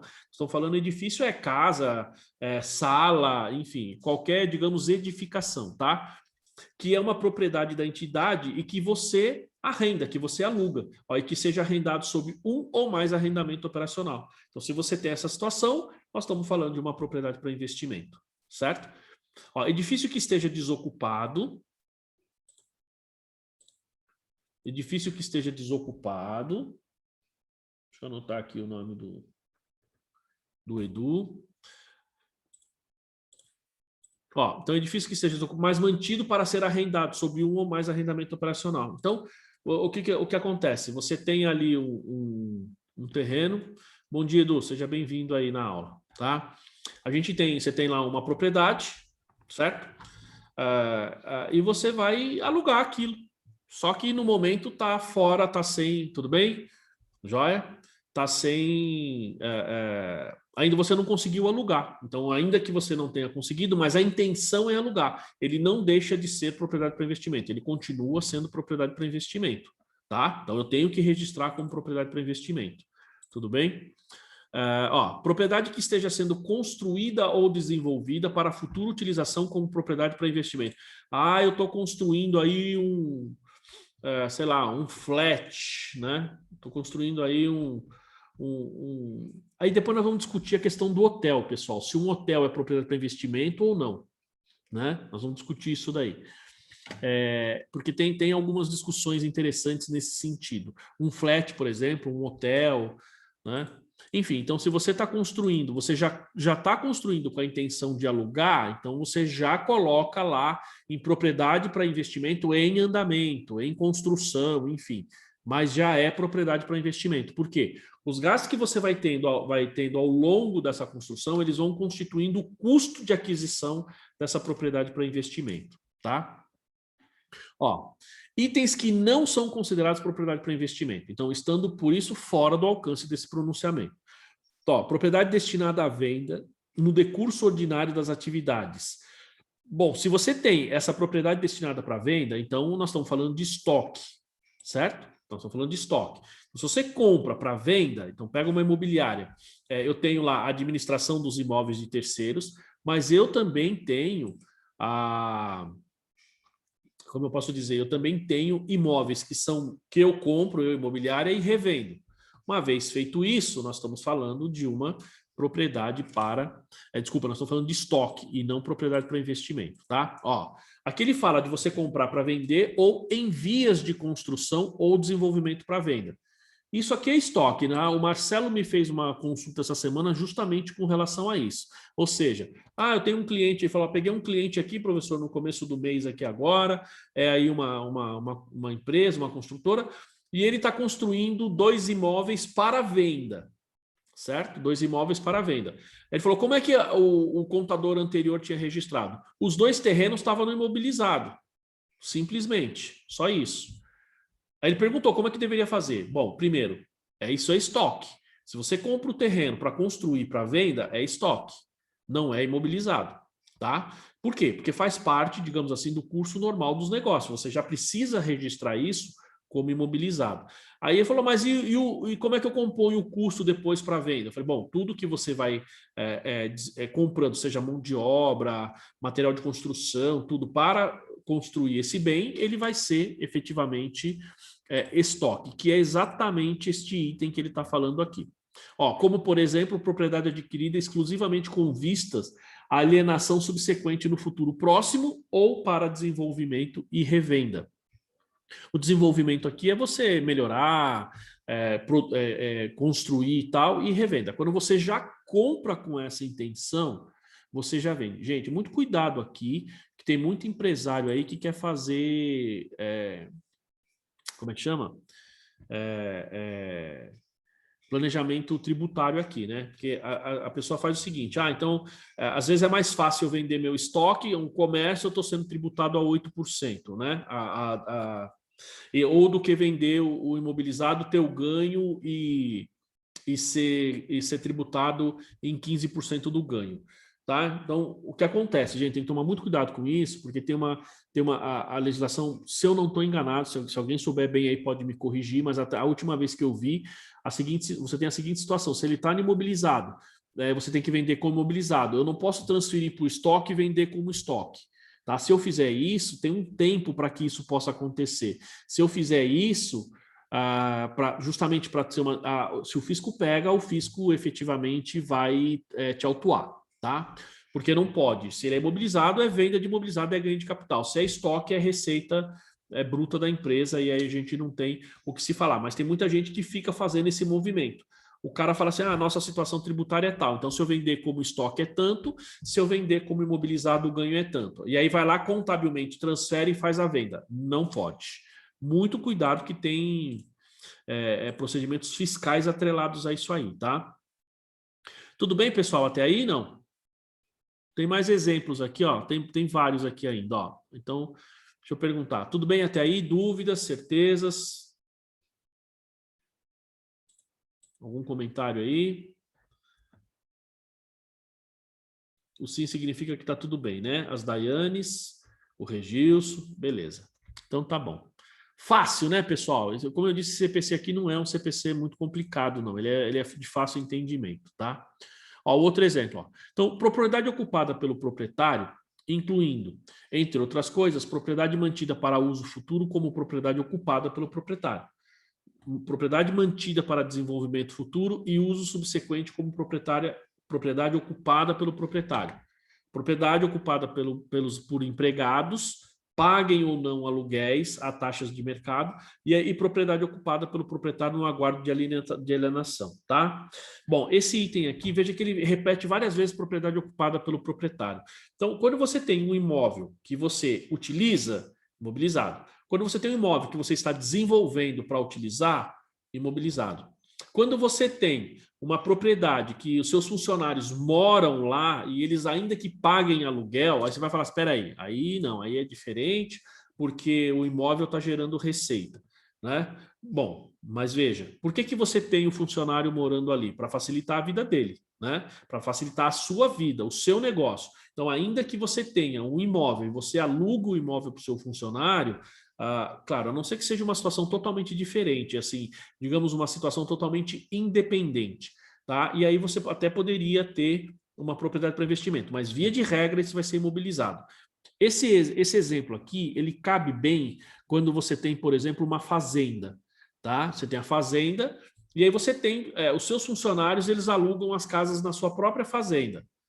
Tem gente que deixa o funcionário morar, né? E tem gente que aluga. O ideal é você alugar, tá? O ideal é você alugar. Porque se o cara trabalha com você 30 anos, meu querido, você não cobra aluguel do cara, o cara entra depois na justiça e pede uso capião lá, o cara fala que ele morava, que a casa é dele, e tem juiz que às vezes dá a casa pro cara, tá? Porque fala que o cara tem direito. Então, tem esse risco, né? No Brasil, uma coisa impressionante, tem esse risco.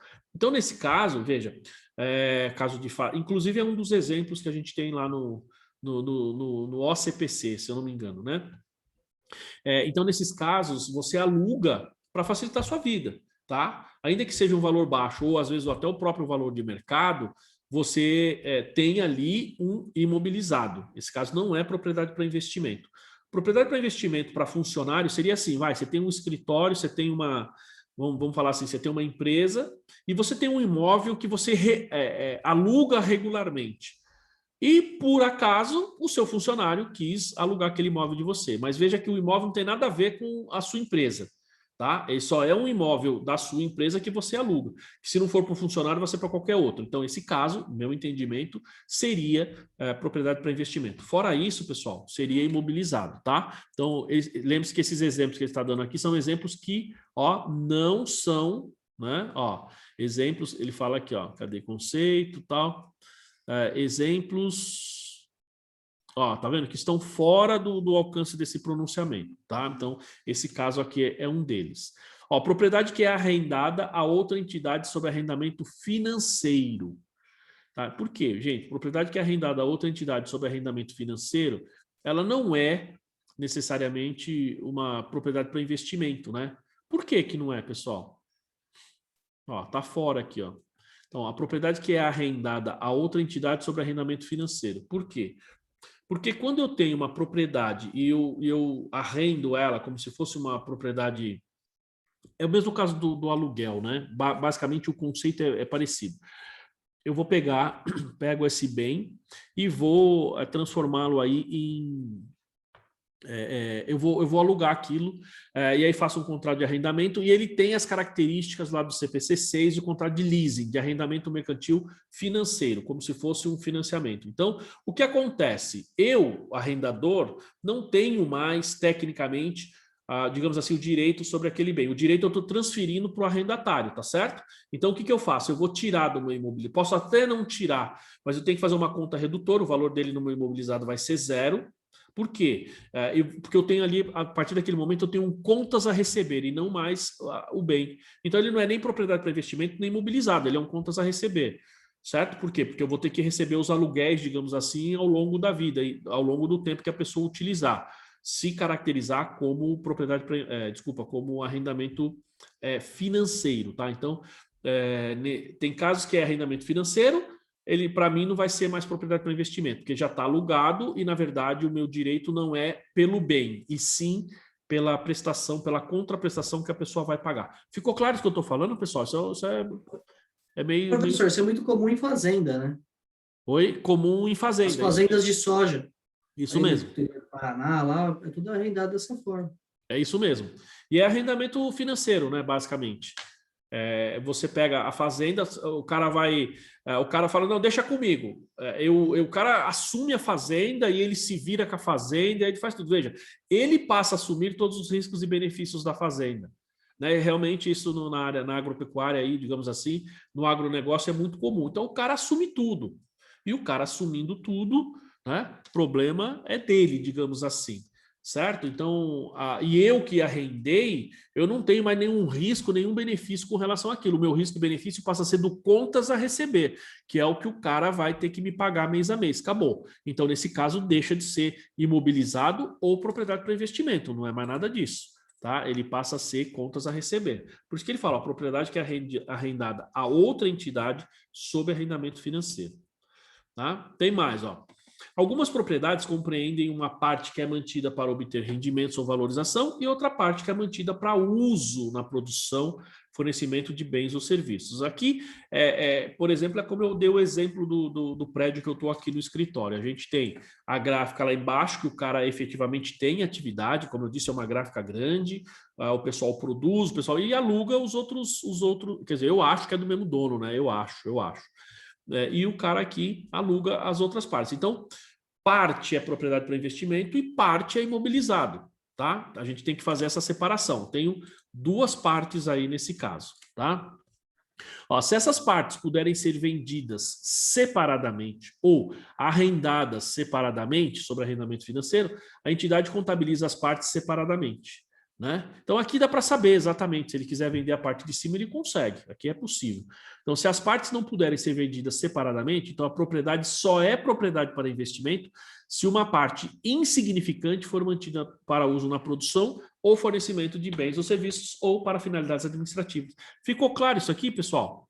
Vamos supor, você tem um prédio de 100 metros quadrados, tá? 50 metros você usa, ou seja, metade você usa no seu negócio, e 50 metros você aluga. Então, eu separo. Metade é propriedade para investimento e metade é imobilizado. Fechou? Tranquilo aí o conceito?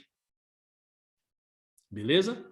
Fácil, né, pessoal? Agora, eu tenho lá, digamos, eu tenho 10 metros, tá? Eu alugo e 90 metros eu uso. Como é que vocês classificariam isso? 10 metros você usa e 90 metros você aluga. Como é que vocês fariam isso? Como é que vocês classificariam? Alguém arrisca aí?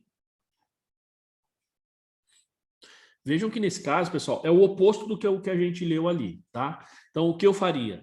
Eu classificaria tudo como imobilizado.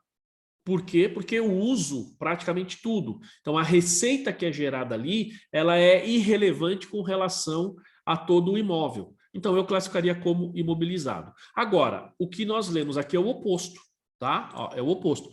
Se por exemplo, se a propriedade é para investimento e se uma parte insignificante for mantida para uso ou produção, então eu classifico aí como propriedade para investimento. Então vamos imaginar o contrário. Eu tenho um prédio de 100 metros quadrados, um imóvel de 100 metros quadrados, 5 metros quadrados eu uso para administrar ali, tem um escritóriozinho, tal. O restante eu alugo tudo. Então é propriedade para investimento, tá? Então vale para os dois lados. Se a maior parte é para uso, então, e veja só, quando eu estou dizendo isso, pessoal, a outra parte ela tem que ser digamos, insignificante, tá? Então, se eu tenho 20%, para mim, 20% já não é um número insignificante. Então, eu teria propriedade para investimento e 20%, dependendo, né, se eu alugo ou não. Então, 20% seria ou imobilizado ou propriedade para investimento e os outros 80% seria o oposto, tá? Agora, 10%, 5%, pensando em metros quadrados, aí não. Aí eu já lançaria tudo ou como propriedade para investimento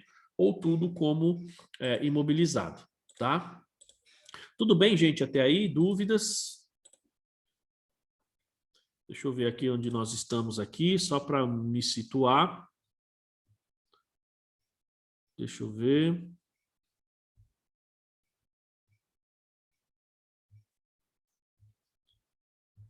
Tá.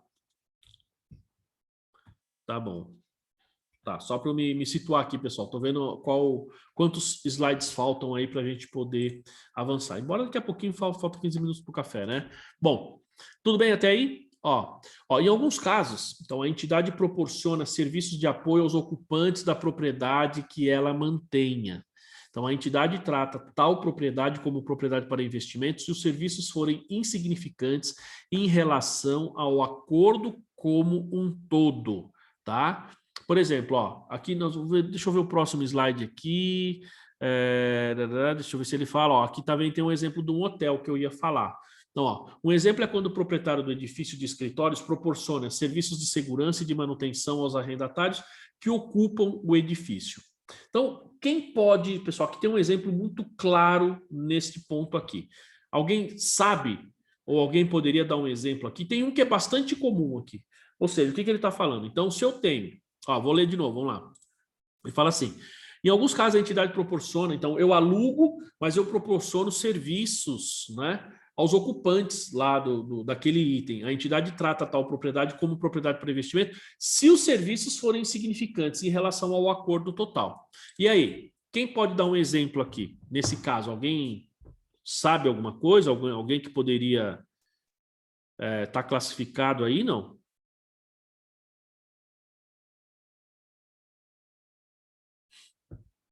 Algum exemplo? Gente, vamos lá. Um coworking, o que vocês acham? Aí a pessoa fala, não sei nem o que é coworking, professor. Todo mundo sabe o que é coworking aí, né? Desculpa a pergunta, tá, pessoal? Porque às vezes a gente aprende por outro nome, né? A Daiane não sabe, Daiane, o que é coworking? Vamos lá, working, trabalhando, né? Divisão. Então, esses escritórios que você divide, que você paga uma parte deles, por exemplo. Aqui na rua do meu escritório acho que tem 1 ou 2 coworking. É caro, pessoal. Então, você vai lá, é um prédio bonito, né? Um prédio bem na minha rua aqui. Até eu fui lá ver uma vez que estava pensando em alugar, só que é muito caro, não vale a pena. Então, o que é o coworking? E tem um monte por aí, tá? Isso virou meio febre aí, muitas empresas novas, modernas, tal, eles usam coworking. Então, o que eles fazem? Você tem um prédio, imagina, aí você tem espaços abertos e você aluga aquele espaço. Então, por exemplo, tem uns que tem as mesas, tem as cadeiras, tal. Então, você aluga, aí você aluga muitas vezes só o espaço, outras vezes você aluga o seu espaço ali para o cara sentar ali. Então, vamos supor a Daiane, ela vai montar o escritório dela, mas ela não tem dinheiro para alugar uma sala, dinheiro, enfim. Não vou nem falar em termos de dinheiro, porque o coworking acaba sendo mais caro do que você alugar uma sala. Mas vamos falar, ela não tem interesse em alugar, ter um contrato com uma sala, porque ela vai usar de vez em quando. Então, ela vai lá e aluga um coworking, Daiane. O que você faz? Você vai nessas empresas, você vai alugar um espaço, você vai ter ali a sua mesa, a sua cadeira, certo? Aí você tem direito a usar o telefone, você tem direito a usar a internet. Muitas vezes o endereço comercial da empresa fica lá porque o que ocorre? Chegou uma correspondência para você, a própria pessoa da recepção liga para você, era como se fosse uma secretária, recebe a sua correspondência, tudo isso. Mas o espaço não é seu, mas você tem toda a infraestrutura. Eu já tive clientes que tinham aí coworking, né? Ele trabalhava em coworking, então você chegava na empresa dele, você ia ter uma reunião, cara, tinha 5.000 pessoas lá no negócio, só que cada mesa, você tinha aqueles balcões assim com mesa para 8, 10, 12 pessoas, cada uma daquela era uma empresa diferente, todo mundo trabalhando no mesmo espaço. Isso é um coworking, tá? Pergunto, uma empresa desse tipo é propriedade para investimento ou imobilizado? O que vocês acham? Como é que vocês classificariam?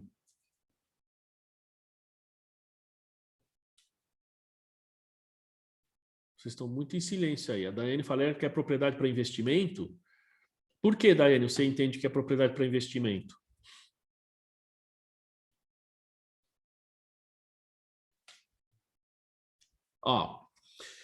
Neste caso, pensa bem, Daiane, o que acontece? Vamos ler de novo o que ele fala aqui no slide. Então, em alguns casos, a entidade proporciona serviços de apoio aos ocupantes da propriedade que ela mantenha. A entidade trata tal propriedade como propriedade para investimento se os serviços forem insignificantes em relação ao um acordo como um todo. Tá? Um exemplo é quando o proprietário do edifício de escritórios proporciona serviços de segurança e de manutenção aos arrendatários. Então, a questão este é imobilizado. Imobilizado. Por quê? Porque quando você aluga aquele espaço, Você já aluga junto com, normalmente, com os imobilizados, junto com a infraestrutura. E veja só, esse serviço, ele não é, ele primeiro, normalmente ele não é dissociado, ele está junto, você aluga tudo junto. Então você está alugando o espaço mais os ativos. Então o que está gerando benefício para você é a sinergia entre o imóvel mais os ativos e a infraestrutura que você gera para esse, digamos assim, esse locador, tá? Então nesses casos ele seria imobilizado. Tudo bem? Ficou claro? Ó, vê um outro exemplo aqui que a gente vai falar, ó, o caso de um hotel, ó.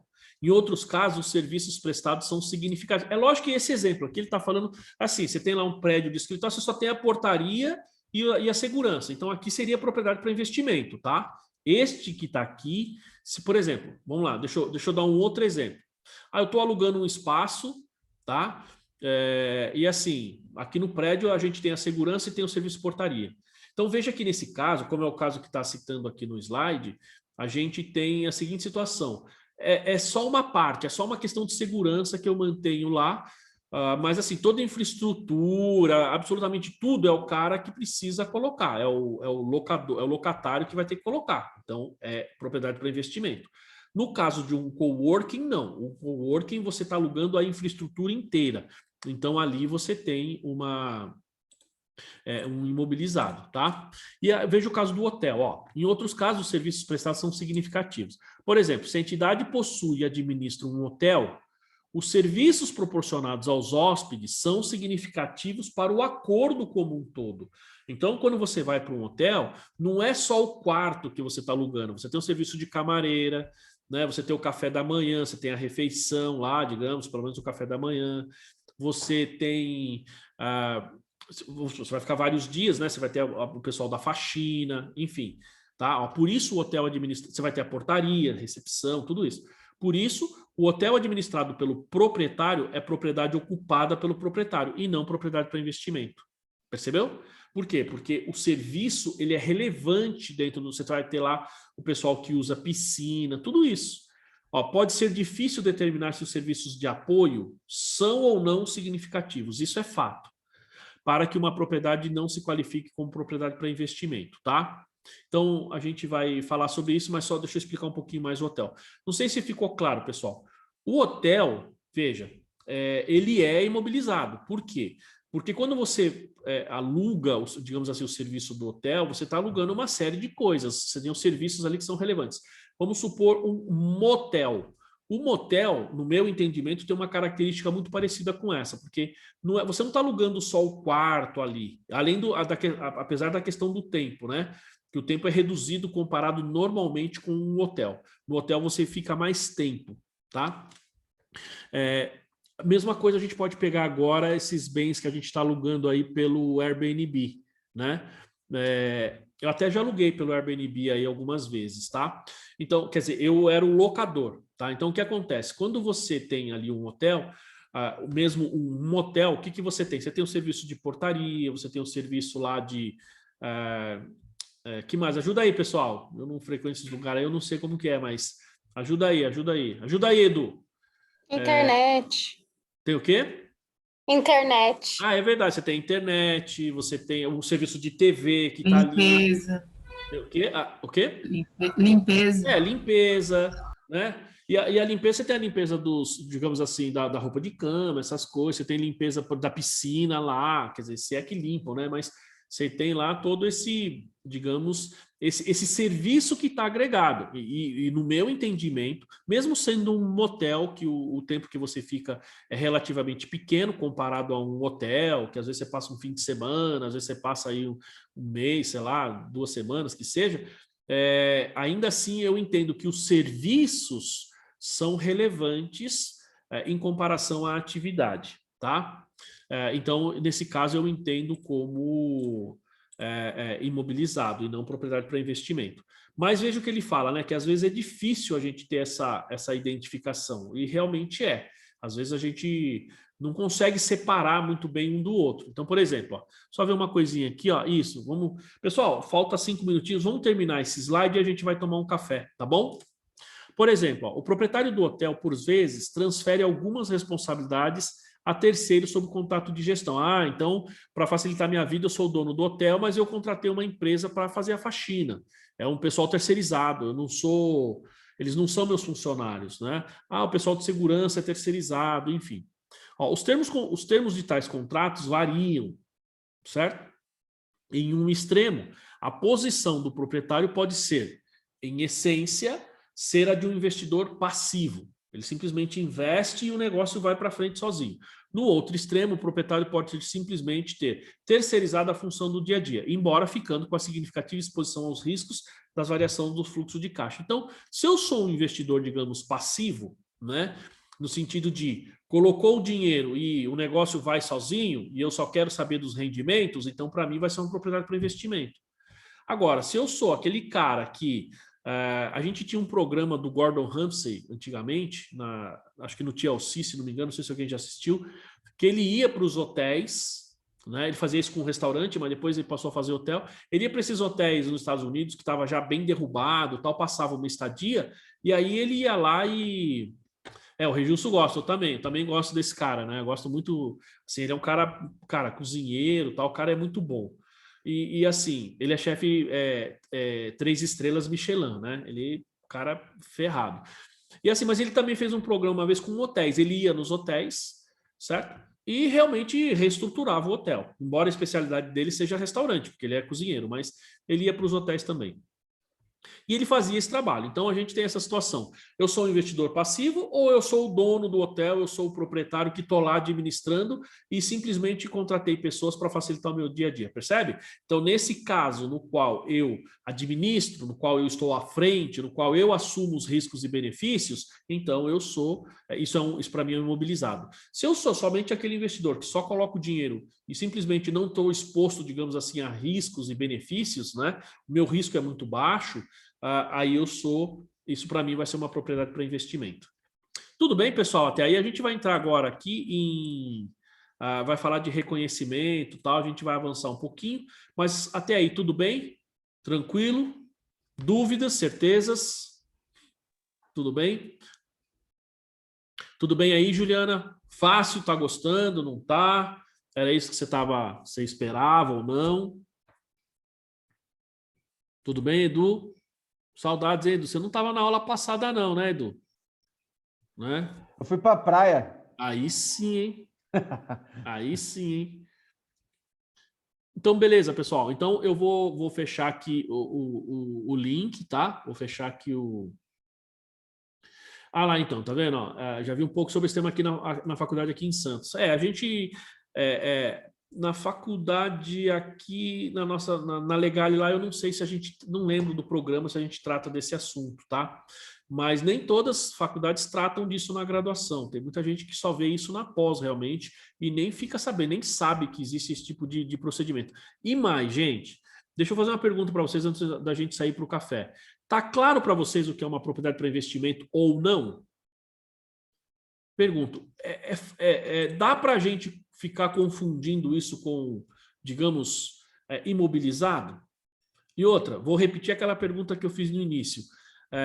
Em algum momento ele fala especificamente da atividade? Ou ele fala, aí eu vou usar o termo que o Alex falou, da passividade que a atividade tem em gerar, digamos assim, o bem? Às vezes confunde. A Daiane ali, ó, ela está falando que confundiu um pouco, né? Mas veja, confunde quando a gente acaba misturando ali, porque às vezes a gente não sabe muito bem. Mas vamos fazer o seguinte: quando a gente voltar do café, eu retomo um pouquinho o conceito e pego esses últimos exemplos. Talvez, Daiane e Juliana, o que tenha confundido um pouco é quando a gente fala aqui principalmente da questão de hotel, né? Da questão do coworking, não é isso? Estou errado ou não, Daiane? Né? Isso. Bom, então vamos fazer o seguinte, vamos tomar um cafezinho, na volta eu retomo esse ponto, tá? A gente... Olha lá, Lilian também, né, Lilian? Ficou um pouco na dúvida. Professor, eu senti um pouco de confusão. Tô parecendo aquele urso lá do Pica-Pau, lá, rodando, meio maluco, tal, tentando entender. Que me confundiu Então, umas questões aqui. Então ferrou. Então eu não estou explicando direito. Mas vamos aí Vou orar aqui agora no intervalo aí para Deus dar um entendimento. Depois eu deixo uma pergunta, então. Você falou que a questão do investimento aí. Então tem dois momentos, né? Se eu estiver ligado diretamente, ele vai ser um imobilizado, provavelmente. Isso. Se eu estiver apenas com interesse de. Oi? Se eu estiver apenas com interesse de investir, mas não cuidar, eu não ter envolvimento, aí ele passa a ser uma propriedade para investimento. Vamos lá, você está falando isso basicamente num hotel, é isso? Num hotel ou numa outra propriedade, que no dia a dia eu trabalho em uma outra coisa e para mim aquilo não está ligado ao meu dia a dia. Então, é uma renda que eu espero obter aí durante um tempo. Eu comprei um imóvel, vou deixar ele alugado lá, mas eu trabalho com outra coisa, não dou muita atenção, não estou ligado no dia a dia com aquele segmento. Não, depende. É isso que eu fiquei meio confuso. Não, eu entendi a confusão. Nós vamos trabalhar isso quando a gente voltar do intervalo, mas isso que você está falando não daria exatamente para a gente definir se isso seria uma propriedade para investimento ou não. Mas eu entendi o julgamento que você está comentando. O julgamento a ser feito. Exatamente. E as dúvidas das meninas aqui, tá? Então... Professor, eu entendi que assim, que o que você tem para vender seria a propriedade de investimento e o que você aluga. Não.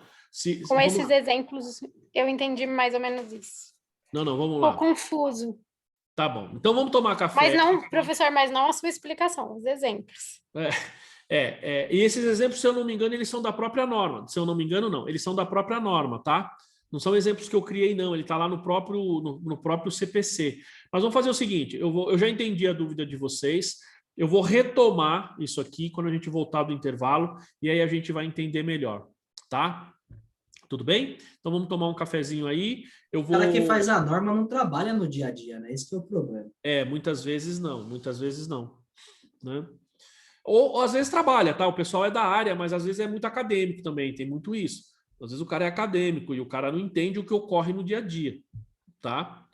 É o que aconteceu, por exemplo, quinta-feira lá, quando a gente estava lá nesse debate lá com os professores, você vê que eles faziam algumas colocações que, assim, é uma colocação de acadêmico que acha que o mundo da contabilidade é maravilhoso, mas ele não está no dia a dia de um escritório ou de uma indústria ou de uma empresa para saber as dificuldades, entendeu?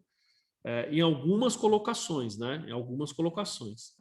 Bom, mas vamos tomar um cafezinho e aí a gente volta. Juliana, eu vou fechar essa apresentação, tá? Esse link aqui. Depois, daqui 15, 20 minutinhos, então 10h15, 10h20 a gente volta. Você pode entrar no mesmo link, tá? O link é o mesmo, tá bom? Então a gente já volta aí, pessoal.